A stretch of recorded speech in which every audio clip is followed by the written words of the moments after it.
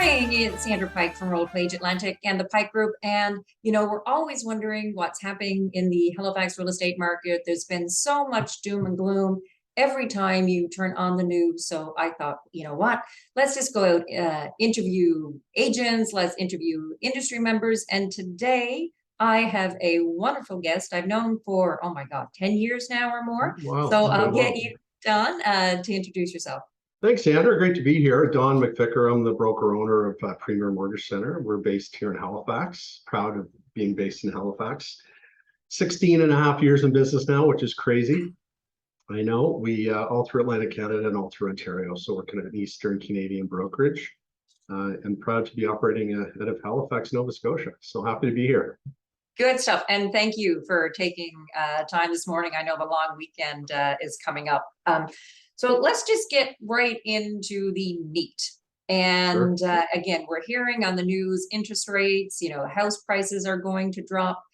What's happening in your industry here in Halifax? Like, are you seeing deals falling or, people, what's happening with you? Well, I mean, the media is at such a macro level, like a national level. And so if you read the newspapers or online, or you're listening to the evening news, you think that we're kind of in a, significantly dropping real estate market.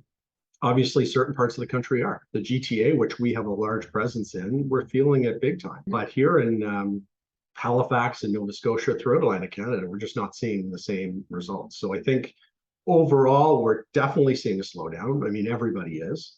Yep. But it's at a macro level here in this market, definitely not at the same levels we're seeing in Ontario and obviously in the greater Vancouver area. So overall, we've definitely seen a slowdown. Interest rates have been a massive factor. The stress test, that was put in a few years ago has, done the work that they wanted it to do. Let's face it. Right now, stress test on a 5-year fix. So today, 5-year fixed rates are basically, 4.6 to 4.8, even low fives with certain lenders. So your stress test, your qualifying rate is now in the low sevens to 7 to low sevens in some cases. So that's been the biggest impact. When you look at overall interest rates, the fixed rates at 4.5, 4.7, 4.8, depending on the lender, historically that's still really good. I mean, you go pre-COVID, we're not much different than it was pre-COVID, right? So the last 2 years have spoiled us, especially the new home buyers, first-time buyers, that no interest rates under 2% or at 2%. Now it's over double that. So, but historically, that's very normal. So I think we're moving into a much more normalized market, and we just got to get rid of the panic and get rid of the rhetoric. And Halifax has never looked so good. It's never felt so good. It's the weather is amazing. I mean, it's so many people, so many clients that are moving here from Ontario just can't believe how beautiful it is. And it's just a great overall market. It's a great place to live, and throughout the province and throughout Atlantic Canada, the same thing. I agree with you. But so I just want to jump back to something you just said. Yeah. You talked about buyers, at a 2% interest rate. And what I hear from a lot of potential buyers now, you know what, I'm going to wait, because there's going to be a lot of foreclosures when people now, they can't afford, the mortgage renewal is happening. They won't be able to afford the higher rates. Do you see that happening, a lot of foreclosures here in Halifax? No, I mean, we don't. And our lenders don't expect it either. The mortgage insurers don't expect it. It's a stable market. The whole point of the stress test being put in a number of years ago was to counteract an increase in rates, so that people, when their mortgages were coming up for renewal or they're refinancing, they could still afford that payment. And I think overall, we're just not seeing that trend, Sandra. I think it's still very stable. And look, people are going to feel a little bit of pain on a renewal, right? When they're used to a 3% interest rate. But again, those that are renewing now, the rates from 5 years ago were not that different than they are now. So they're not going to see as much pain as I think a lot of people think. And I don't think, if people are on the fence waiting for foreclosures, they're going to be waiting a long time. And there's no doubt that a lot of buyers are on the fence, let's face it, because prices have come down. And so those that bought, as you well know as much as anyone, those that bought in February, March, when the peak of the market, they saw some prices come down in certain pockets of the city, in certain pockets of the province. People are saying, okay, we're going to hold back now, sit on the fence and wait to see. We're going to see another rate increase on prime next week. Let's see what that effect has in the marketplace. Let's kind of hold off and see what the market plays out, and if we can get a discounted price on the house as a result, great. But I think in the fall things are going to normalize, and I think people are going to hopefully come off the fence and get back into making mortgage and real estate transactions. I mean, let's face it, Don, I've been selling homes now for 12 years, and anytime, prior to the pandemic, I would go see a seller and, we talk about their price, and I'm like, you can expect 97% of listing price. Yeah. And, now what a seller and buyer can expect, the average over asking is only 37,000, right? Yeah. You don't have all of the competitive offers because we're just left here with mostly Nova Scotia, Nova Scotians purchasing homes. Like there's not all that big influx that we had during COVID. And it is a great time to purchase. And, people talk about, the prices dropping. What I see, and please correct me if I'm wrong, back in 2012, we had the ship start here. And, if you did pay market value then, or if you paid market value just, right up till, 2021 and 2020, if you paid market value, the seller who's listing now, you're not going to get what your neighbor sold for. You're just going to get the regular pricing. So, and we just got to catch up. The sellers now just have to catch up with the rest of the market. So I don't see prices plummeting. I just see prices being, from 2019 and up. Like, I just don't get what the media is saying, because we all lived it from 2013 to 2016. We lived it here already. Absolutely. And Sandra, we had catch up to do, right? Still relative to the rest of the country. So a lot of our price growth was that catch up that was happening. Obviously, COVID was an accelerant, but we needed to catch up. And so as a result, right now you're seeing GTA and GVA coming down significantly, with GTA's down 45% year over year on sales, and prices are coming down significantly, but relative to where they went up. Like, so last couple of years, prices went up, for what, 45%. And then if they come down in certain markets, talking GTA here, if they come down in certain markets by 25%, they're still up. Significantly up over COVID. So here in Halifax and greater Halifax and Nova Scotia, I think we had that catch-up room. We've made that catch-up now. And sure, we're seeing some softening in the market. Things are flattening out a little bit. But I really think that as interest rates stabilize, you look at the 5-year fixed rate, the bond yields have stabilized now for a good month or more. So in fact, rates were well over 5%. They've come down. So rates, 5-year fixed rates now are, like I said, in the mid to high fours. They're likely going to stabilize in that area. So we're not expecting any significant increase in fixed rates based on what's happening in the bond market. Variable rates, we're going to see an increase next week. So prime's at 4.7. We're likely going to see a 3/4 point increase. That's what all the economists are forecasting. So we'll be at 5.45% on a variable rate. Well, variable rates are discounted, so all lenders are discounting variable rates. So we're sitting at about 4.5 on a variable rate after next week, and 4.5 or 6 on a fixed rate next week. So what's going to be interesting is fixed and variable are basically going to be very, very comparable after the rate increase. And then the projection is that markets will then stabilize, the rates will stabilize. So I know, looking at 2023, likely we're going to be in this rate market through next year, but it's not going to be, not significantly higher than that. So I think that stability is really great for the housing market here. So I feel great about it. But to me, it's just normal, right? It's a normal market. It's normalized. This is normal. That's right. We're going back. The sky isn't falling here in Atlantic Canada. I mean, like, I know it's so funny. We're still in a housing crisis, right? We only have 700 and change homes on the market, whereas I'm used to working in a market anywhere between 2,000 to 3,000 homes. But you know what, Yeah. it's just going to go back normal, and the prices aren't going to drop significantly. It just is what it is, and just don't be afraid to get out and buy a home. But my question, okay, we talked about that.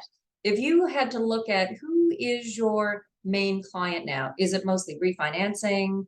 Are you having people who are, using their equity position in their house to do upgrades, or, who are you Yeah. seeing? What are you seeing? Well, we're still first-time home buyers are still our key, our key clientele, but absolutely we're doing a lot more refinancing. And that's what's really been keeping our brokers busier than ever, because let's face it, the last couple of years, there's more equity in homes here than there's ever been before. So, Yeah. lenders, Atlantic Canada, just looking at Halifax, for example, I mean, we weren't a heavy refi market because as a first-time home buyer buying in with 5% or 10% down, it took a while to build equity in that home. Well, the last couple of years, there's been significant equity growth with the increase in prices. So as a result, we've been able to do a lot more refinance transactions. So that's been really healthy for our business. But our core is still that first-time home buyer. On the mortgage broker side, compared to the bank, say the bank side, we still are very attracted to, or first-time buyers still very attracted to brokers because they're just used to working with a broker. It's easier. Technology makes it easier for them. It's more convenient. Most first-time home buyers don't want to walk into a branch today. They don't want to walk into a bank branch for anything. Let's face it. So that's been a big bump in our business, but still first-time home buyers, and absolutely the refinancing has been a huge part of this year. And will be moving forward too. What advice now would you give to a buyer, coming into, into your office over there in Bayers Lake? What would you be saying to them right now? I think the bottom line is, seek the right advice. And just, don't listen to the media on every decision you want to make. I mean, media's there for a reason, but again, everything's so high level. It's macro, it's national.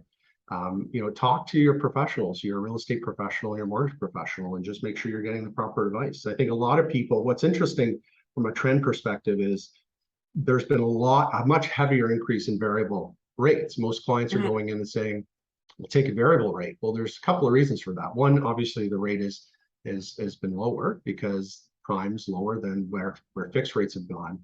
But also the stress test has been a big part of that. So stress test is basically the qualifying rate is 2% above what your actual rate is. So if your rate is 5% on a fix, it's a 5-year fix, your qualifying rate's then 7%. But if you're in a variable rate right now, it's 4.7 is prime. We discount from prime, say up to 1%. So say your rate would be 3.7, then you're qualifying at 5.7. So the qualifying rate on variable has been much different than fixed. So you're seeing clients coming in that can qualify more when they're applying for a variable rate versus fixed rate. Now, the key for us as professionals, and the advice we want to give them, is making sure they can afford and they have the risk tolerance for riding a variable rate mortgage, because the rates are going up, the rates will come down, but some people can't handle that. So if they can't, fixed rate is where they should be. So I think just giving them the right advice versus fixed versus variable, working with a real estate professional like yourself, making sure the team works together, I think is the right advice. And there's a ton of online content. For example, Rocket Mortgage just launched in Canada. So Rocket Mortgage, Quicken Loans, the largest lender in the US, massive company. They just launched in Canada. Quest Trade Mortgage just launched in Canada. So there's so much online content right now. It's everywhere. And so, you can do your mortgage in 10 minutes online. Well, that's not real. So I think a lot of first-time home buyers are getting a lot of advice online, which is fantastic. There's so much content online, but you still want to, in 90% of the cases, they want to talk to a professional. They want to, whether it's through Zoom or face-to-face, they want to talk to a real live person. And I think that trend is continuing on the digital side, but we're in the business, as you are, of giving advice, and that's never going to change. People need the proper advice. And I think just that's the best advice we can give is, talk to your professional and make sure you're talking to the right people. And speaking of that, a lot of people, that I meet, and granted, even myself back in the day, don't know the difference about using a mortgage broker and going into the bank. So what would be your elevator pitch the difference between the two? Sure. Like, I mean, the mortgage brokerage space has grown so much in the last 20 years. Back in the day, it was you go see a mortgage broker when you were declined. When you went into the branch and they said, no, I can't help you, you call up a mortgage broker because they had other solutions. They had alternative lenders that we could qualify the clients on. Now it's the reverse. Like, in my opinion, the elevator speech is you should talk to your mortgage broker first.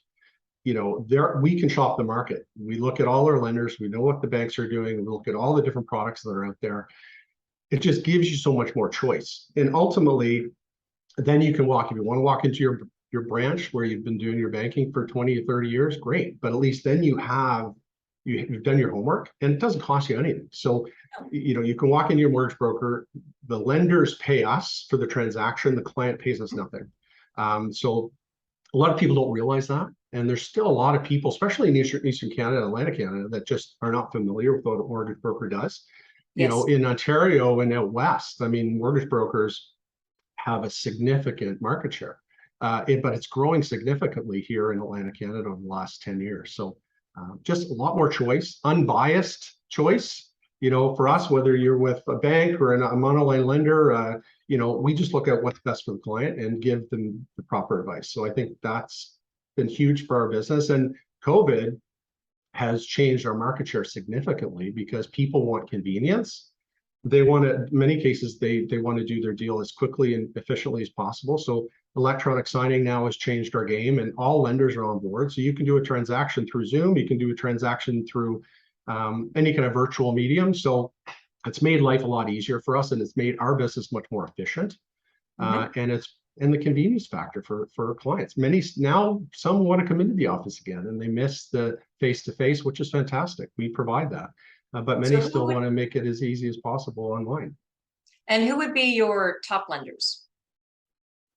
You know what, it's changing all the time. We have a number of the major banks, and we have a number of major monoline lenders that all they do is mortgages. Again, it's given us the benefit, and it's shifted, like with stress testing, with things changing in the market. We've shifted some of our lender choices because the way the market has played out. So again, the beauty of being in the brokerage space is we can provide that choice to our clients versus walking to a branch and you have one product. You have other products within one lender, but one lender doesn't provide you the same choice as a brokerage does with multiple lenders. So, and I feel a lot of people are, you know, where they don't know about the mortgage space, that if I am a Scotia Bank client and you find something at First National that's better for me, I can still bank at Scotia Bank and still have my mortgage come out of the account that's going over to First National. That's right. Exactly. Yeah.